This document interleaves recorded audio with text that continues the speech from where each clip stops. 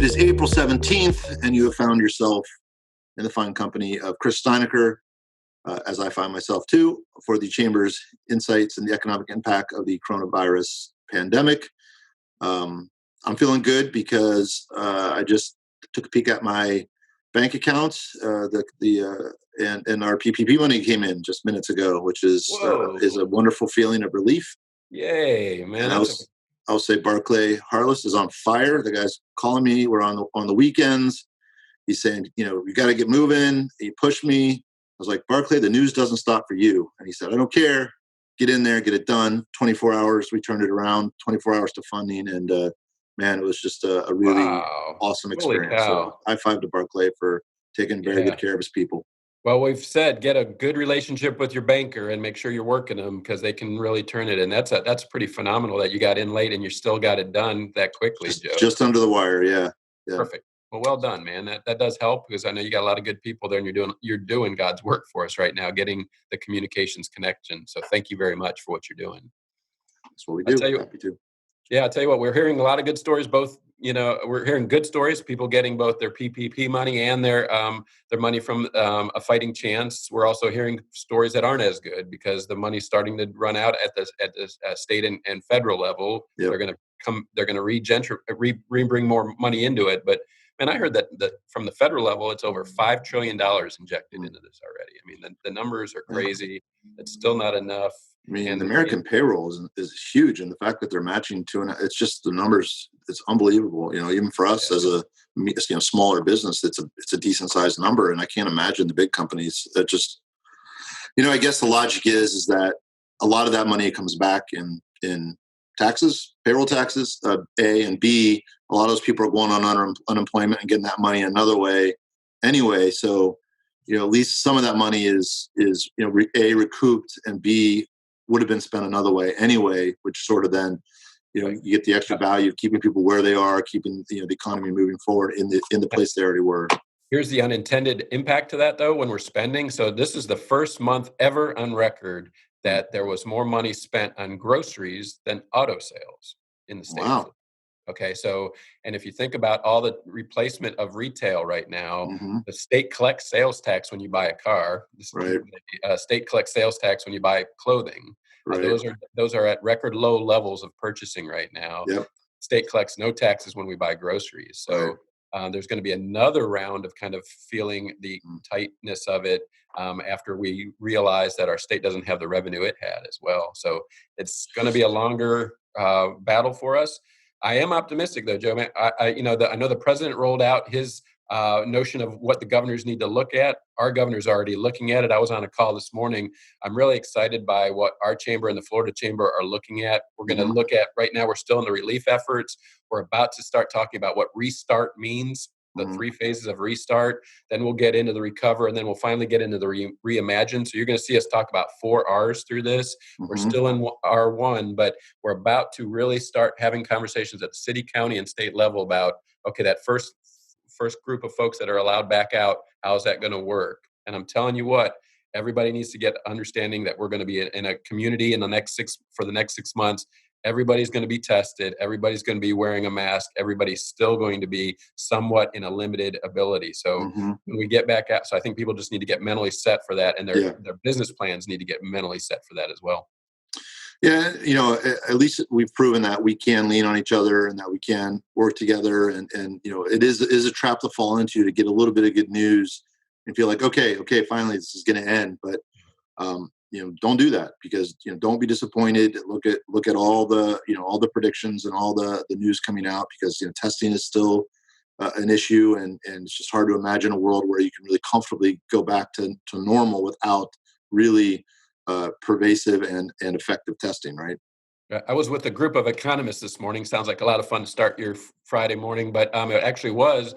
They were showing that when the Great Depression in 1929 hit, it took about a 30% hit of our gross national product. It was about a third of our economy. Even if you take the most pessimistic scenarios of the hit it's going to take after this is over, they're talking about an 8%, which is still bigger than anything they've seen, but still not Great Depression numbers. So Right. I think there's some context everybody needs to put on this. We're going to be inconvenienced. We're going to be uncomfortable, but it could be a lot worse. And it has been a lot worse for America in the past. That's right. Yeah. I was on a conversation. We at the chamber work on how do you get people around too. Transportation is a big issue Mhm. for economic development. And I was in a call the other day with Brad Miller from PSTA. He's Mhm. got some real insights to how we're still running our buses. I'd love to bring him in. Let's talk about just how do we get people around both in this limited capacity right now. There he is. Hey, Brad. Hey, hey Brad, how are you, guys. buddy? Great. It's good. It's good to see you, sir. So it looks like you are hunkered down at home. Is that correct? Yeah. I've been hunkered down at home, but yeah, virtually taking the bus everywhere. Yeah. Well, a lot of people may not have seen your face. They see your vehicles on our road. So Brad Miller runs PSTA. So Brad, tell people a little bit about just PSTA itself.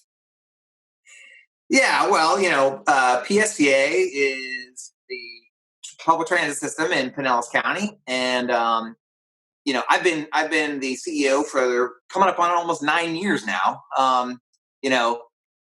So we've got an amazing group. I'll hopefully talk a little bit about of 650 employees, most of which are out driving buses right now, wearing masks and doing a whole bunch of stuff, and then maintaining our service. We're known as one of the more innovative transit systems, nationwide by doing a lot of different innovative stuff. But yeah, we're moving folks still, even during this pandemic, which is great. Right. I think I've mentioned to lots of people that my own experience. My dad was a transportation professor, and I have basically been in this transportation business genetically from birth. So it is just, I've worked in a lot of different places on buses and trains. And, I was a bus for Halloween when I was little. So it is very odd for me to not be thanking people for riding the bus. I'm thanking people for not riding or, taking only essential rides and staying home. So this is a very different time for me and my whole organization. Boy, I bet it is. So let's dive into a little bit of that. So first of all, you have over 600 employees. Some of them are still working, right? So how many of those drive buses for you? How much of that is the bus drivers?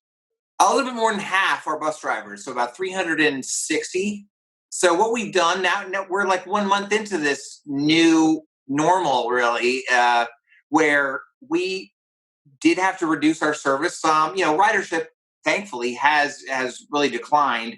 Especially, we carry a lot of tourists during this normally spring break season, and so our tourist-oriented services along the beaches, and even unfortunately in downtown St. Pete with the Looper, we had to discontinue because the tourists are not here, and um, so to allow those folks to stay home, those drivers to stay home, we did cut back a little bit. We went to a Saturday level of service, which is less across the whole system. So what we've done, basically, all the drivers are still driving, but they're just driving fewer hours, and they're able to stay at home when they can. Gotcha. And so learning how to sanitize buses and exit and entry, did that change as well, I'd imagine, or? Oh yeah. So we've done everything we possibly can. It's really been kind of interesting. I've been for about a month now.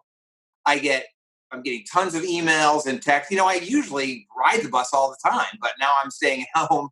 So lots of riders know how to contact me, and they do. They're very upset. Well, why can't we run more services? And then I'm getting emails from my employees and texts from my employees saying, hey, maybe we can run less service. So it's kind of like all in between. I would say in the last week or so, it's really kind of died down, and people are feeling much more comfortable for what's going on. But yeah, I mean, drivers, first we implemented that you had to get on in the back door of the bus, not the front door, to keep a distance between our employees and the riders, and that is working pretty well. But of course, that means we're not taking fares because everyone's getting on the back of the bus. We've cordoned off the front of the bus just for wheelchair passengers only, and limiting the number of people that can get onto a transit vehicle to only 10. And luckily, just in the last week, that seems to be ironing itself out, and the ridership is dropping. and really only essential workers are and folks are using the transit system. So that's all working. Of course, we got masks. We got those plastic face shields for our drivers. We're really encouraging anyone who's riding or out in the public. I think the CDC is also encouraging anyone who's out in public to wear a mask, and that seems to be catching on too. Gotcha. But so a couple messages, so there are folks who really need your services and they really still have Yeah. a job to do. So I guess the first thing I want to make sure is people know you're still running those essential services, correct? I mean, you still have a lot of lines, especially in St. Pete, running for us because I see them going by my building right now. So first, I just want to make sure people know you're still there, because there are people that are being asked to come to work, and there will be people to be asked to come to work in these next few weeks as well. You're doing that, but it must be kind of a conundrum because some of your busier routes that still have essential riders can only have 10 buses or 10 people on a bus. So you have to figure out more buses, or I mean, how is that working out for you? Yeah, exactly. What we're seeing is that in the rush hour still, in the morning rush and in the afternoon rush, on our heaviest lines, that's Central Avenue in St. Pete. It's Central Avenue. It's US 19. Some of the main quarters, 4th Street. We are seeing more than 10 people want to get on the bus. And so what we do there is the driver calls in, and we have extra drivers because we have less service. So we have extra buses stationed all around the county ready to go on our busiest routes. So they plug in and pick up the extra passengers, and that seems to be going pretty well right now. We're picking up everybody. We've done some surveys. Yeah, we're carrying a great mix of folks going to jobs, going to the grocery store. We got medical workers getting to their job, getting to the hospitals and healthcare facilities. That's really who needs to ride, and we are providing those trips. Great. Well, Brad, you and I've worked together for quite a while now. It sounds like about 9 years, but you're also one of the most innovative guys I know. You were one of the first public transportation systems that created a partnership with Uber, if I remember that right. And Yeah. so do those partnerships have any advantage now, or how are some of those last mile, first mile kind of relationships in this environment? Do those kind of shut down, or are those still alive? Well, yeah. I think the relationship that you and I've had, Chris, all the time has been talking about how we can reinvent ourselves or think outside the box, and so we're really happy that we've done that. We've got these innovative partnerships with Uber and Lyft, really trying to not just be a bus company, but be kind of a mobility manager for our community. Whatever kind of mode works for people's trips. And so during this emergency, we've kind of taken another look at all those partnerships. We have a really successful partnership for late night shift jobs that we've been running in Pinellas County, where the buses only run till 9, 10 o'clock at night, and during the emergency they're running even fewer hours. Okay. And people have been able to sign up for Uber rides home, so they can take the bus to a job, but then especially like a hotel or something like that. But then their shift gets off too late, they can get an Uber ride back home. So that's been incredibly popular. Now, but since we've cut back earlier, but the hotels are mostly closed, we've got some capacity in that system. So just in the last couple of weeks, we've reached out. We've gotten some calls from manufacturing companies. There's a company in St. Pete that makes parts for ventilators, and they have ramped up the number of shifts and workers. And so we've signed them up to take those Uber rides home. There's another company, I think it might be in Largo, that makes components for testing, increased testing. Same thing. They've increased their shifts, so we've worked with them to take our Uber partnerships and make it work for them. And I think that's just going to continue to grow. Of course, lots of folks with disabilities are still needing to get to the doctor and needing healthcare services. And we've got a partnership with Lyft where we're adding capacity through Lyft and Uber to help those folks as well. And that's beautiful, Brad. I'm glad we talked about that because I really think it's important that, first of all, if there are employers right now, those manufacturers putting on that third shift just to keep the cranking out those products, that Yeah. if they have a need for their employees right now, that you're available. It sounds like you can take their call or email and try to help problem solve with them, so that there are other ways to do this, so they're not alone. And then especially for those people who really do need to get to the doctor or wherever, that you guys can create solutions for everybody. And I don't think people think of a bus guy to be that creative. And that's why I wanted to get you on, to make sure people knew if you needed to get around this community, that we do have folks that are trying to figure that out. Now, you're a pretty creative guy too now. Are you thinking about how the future looks like for mass transit and buses and everything? If we stay hunkered down and the first phase of this is that everybody's still 10 people but people need to get back to work, have you guys thought about what does the future of transportation look like? Yeah, I know. I mean, it's all up in the air right now. I would say, we're definitely starting to look at that. Who knows? Like, it's been sort of a way of life in our urban cities, even in St. Pete on a trolley and stuff, to have packed vehicles. Standing room only on subway cars and trains and buses and things like that. Is that going to be different in the future? Perhaps. Maybe that is going to be a new normal. So yeah, we're looking at that. Maybe we're going to have different, smaller vehicles, more, I think we've really hit on some really good programs with these partnerships with Uber and Lyft and other kinds of modes. And I think that'll just probably accelerate into the future. But I think St. Pete and Pinellas, we have some really great advantages too. Our tourism, I think that will rebound very quickly. And those folks, when they come on vacation to our community, lots of them love riding the Looper and getting a tour and love riding the trolleys to the beach.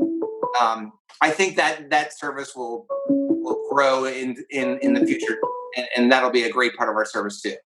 Beautiful. Well, Brett, I appreciate that. And that was very helpful to make sure people understand it. I appreciate you taking care of our community. You help some of the most vulnerable people who just need to get to their jobs and back, and you do that. And I do see you riding the bus as well. So I know you're a patriot of that as well. So please stay safe, keep your family safe, and keep us informed if you see any innovations or ideas for how we're going to get through this together. Yeah, you as well, Chris. Thanks so much. Well done. All right. Thanks, Brad. Thank you, Joe.